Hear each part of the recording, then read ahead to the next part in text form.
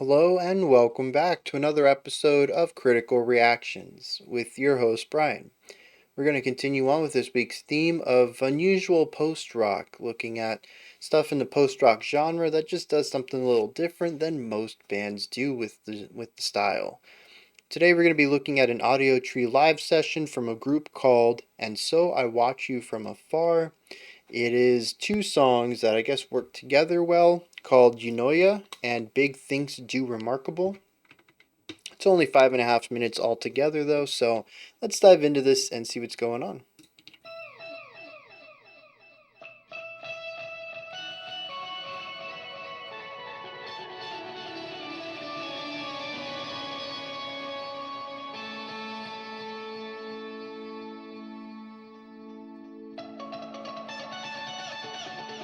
Yeah, tons of delay.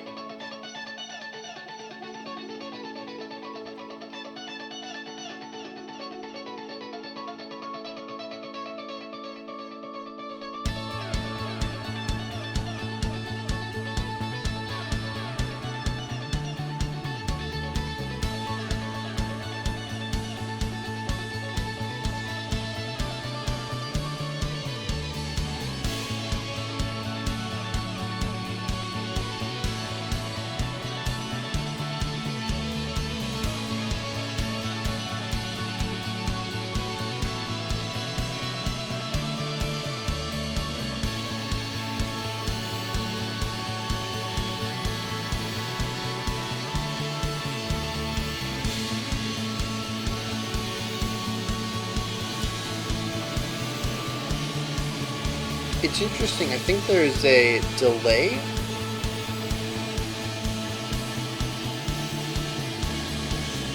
or possibly an echo on the cymbals as well, and it creates this chime-like sound every once in a while.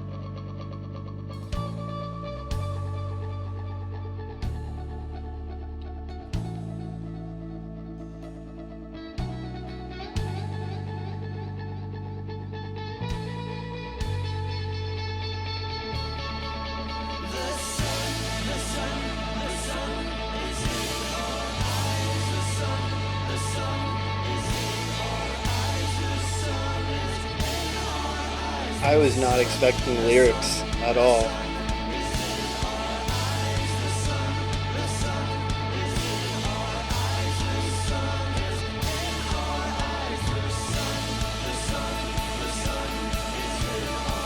I don't really know what to make of this, because so far it doesn't feel like post-rock to me.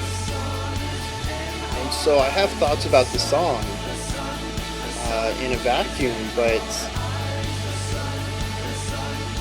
it's really contesting with my thoughts on what post rock is.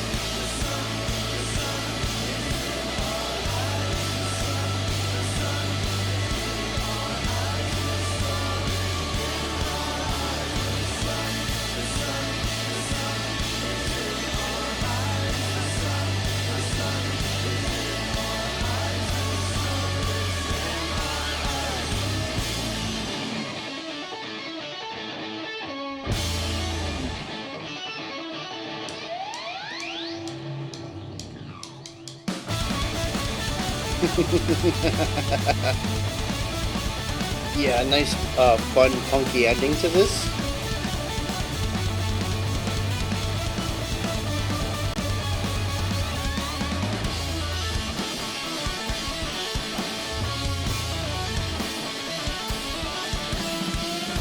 Ooh.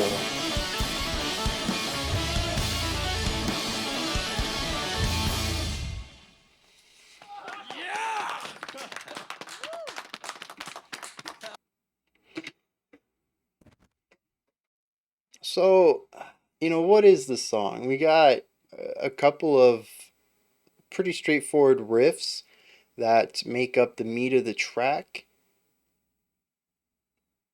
And aside from that, we have some chord progression work.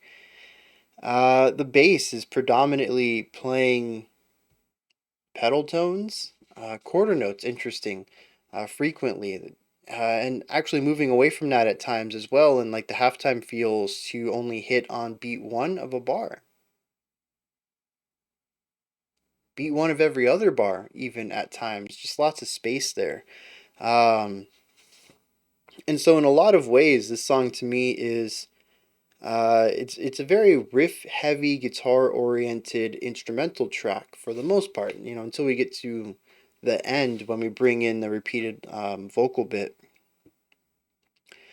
Um, and we view this riff through a variety of sounds. Can we call it styles? I don't know. We have one that is very. It's not a delay. It's a reverb. Uh, it's an echo. Whatever the technical music term for it is. You play it once, and then it plays again, but quieter, and then again and quieter. We get an echo on it. We have one style like that. We have a clean style that we saw there towards the end. We have the shoegaze style, which feels like everything there's an infinite reverb on the notes, and everything just sort of clutters up and turns into this massive sound. Our second guitarist was just tremolo picking there on chords. Just a really big textural moment. And this was honestly, the 30 seconds that this part existed, 40 seconds it existed, this was the most post-rock section of the whole track. It's what made me feel the most post-rock. And so, aside from that, it's a single riff that we toss through uh, a bunch of different not techniques. What do we call them? Patch? No, effects. There's the word. We toss through a bunch of different effects, and we pair them with a few different bass ideas and a few different drum rhythms. And so it feels more rock than post rock to me. And I found this to be really interesting because my understanding of post rock is that it moves away from the concept of the riff. For this to be unusual post rock, I mean, yeah, post rock that's riff oriented is unusual. And that's kind of because it's in opposition to. Am I incorrect there? So, the fact that we started the song with the riff, and granted, we had a pretty big effect on it that changed the way it sounded and kind of went towards a post rock element there with that echo. But the fact that we started the song with a riff kind of put me in a weird position. I came in expecting texture and atmosphere based writing and got riff based writing. And the song never really lets up from there. So, the big post rock fans in the community, you got to let me know if this does still fall under post rock or if this is a bit too close to its rock roots.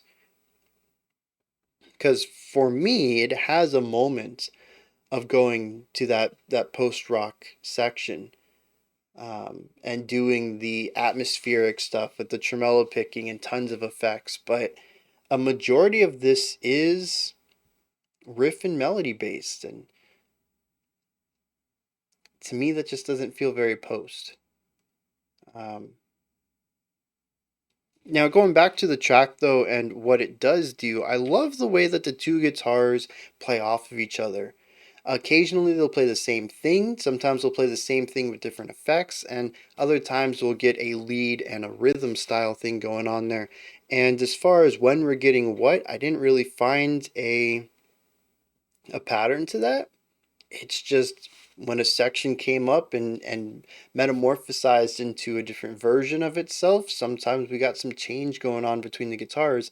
And I found that novelty um, to be a positive experience with the track, because otherwise it was kind of one note.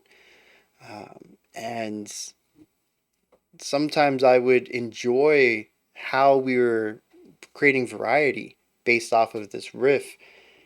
But honestly, I found myself looking at the time too often, thinking, "Oh, we're not even halfway into the song yet," and it's only a a 5.5 minute song, so that's not a great feeling. Post rock isn't typically a genre I enjoy much, anyways, but the hyper repetition of the riff here was not doing it any favors. Not for me on a casual level, anyways. I was excited to hear the bass so prominently in the mix, and I thought at the beginning we would have, a slow build up, and then maybe the bass would be able to contribute something that was on a similar level to what the guitars were doing, and they just kind of never did. In fact, the bass got simpler as the song went on, unfortunately. Um, and that's it's. I just got to be fine with that. That's rock music in general. It's kind of post rock in general. Post rock isn't really a show off style of genre, anyways. So I don't know. A lot of instruments don't really get to show off, but I just felt that the guitar got to do this really cool riff with these hammer-ons and pull-offs and playing around with different sounds and stuff. And then the bass just had one sound, and it was prominent in the mix, but just root tones on a single sound. And it would have been really nice, I think, to have heard the bass contribute to some of the sonic and textural variety that the guitarist got to lean into, and even the drums. The drums were fairly muted under all this. We did have that really impactful punky idea there at the end, and we had a few different not tempos, time feels throughout the song, working with half time and triplet time to create a couple of different flows throughout the track without really changing too much about the time signature or the tempo. So the drummer got to show off a little bit, but also the drummer got to apply, I think, a little bit of the sonic texture stuff as well. There at the beginning, it was bass kick, four on the floor, and then the two cymbals. And I think there was an effect on them, some sort of pedal that allowed their sound to continue on past their natural end. And every once in a while, it would sound like they were. What instrument did I say? I can't remember. But anyways, there was this texture that came out of all this extra sound coming out of the drums. Um, I wish I could remember what it was. But yeah, so it was adding new ideas and new sonic elements to the song that, again, the bass just never really got a chance to do. And so the drum got to show off technical variety, musicianship variety, and sonic variety, just like the guitarists do. And the bass is just, it does one thing. Play some pedal tones with the bass tone, and there you go. You got the bass part. And, I don't think it's fair to throw shade at the bassist like this. And I don't know whose call it was. They might have one composer here, and the rest of the, band is just the performers. But I do think it's a shame that everybody gets to get in on this and help shape the song except the bassist. And I don't know, it's not really a dig at this band in particular. It's just a common theme I have on this channel is that everyone gets to have fun except the bassist. And that's just a recurring thing throughout a lot of rock and metal. I'm gonna move on so it doesn't feel like I'm hyper focusing on it, but I mean, it was something that popped up in my head especially with the video there, right? And I got to see what everyone's doing, and the bassist just doesn't get to do much. And maybe that's all they want to do. Maybe that's all the band wants to do with the music. You know, simplicity and restraint are just as much virtues as complexity and depth. So, I don't know. It could also just be that I found myself wanting more out of the track, and the bass would be an easy place to put more. And so that's where my brain immediately goes. But maybe the song is fine on its own, and I was just not in the right place to enjoy it as a listener. I don't know. The last thing I wanted to touch on is the vocals. I really liked how they came in at the end. They're harmonized. I kind of wish we had a little bit more of it, but at the same time, much like everything else, it's hyper repetitive, focusing on one specific thing and modifying it sonically. And I kind of got tired. I mean, this is just post rock in a nutshell for me. You do one thing a lot in different ways, and people really connect with that, and I just typically don't. And the same thing happens with the vocals. We had symmetric modulation on the vocals. It had a specific meter, and at the end of the 4-bar phrase, I think it was, we have a little bit of a stretching of time to help it line back up with the beat of 1 on bar 5 to start the idea over again. So there is some variation there. I think we also got some sonic variation on it from the beginning to the end, which is like a 1 minute deal. But it was not adding enough for me to be invested in the track, unfortunately. And I mean, this was the thing about unusual post rock is that post rock typically bounces off of me, and I was told, that there's stuff that's post rock but a little different. And so far this week, the little different has been interesting to me.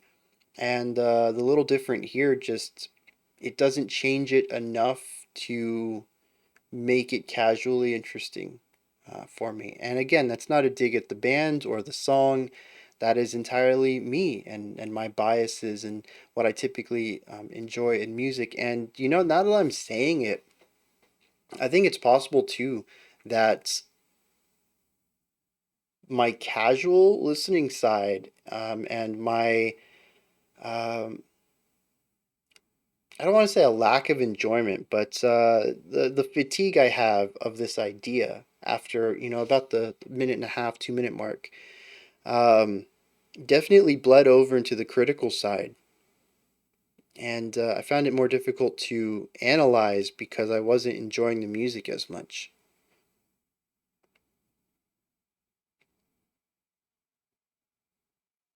I'm curious what the lyric is though, and I say lyric because I'm pretty sure it's one line.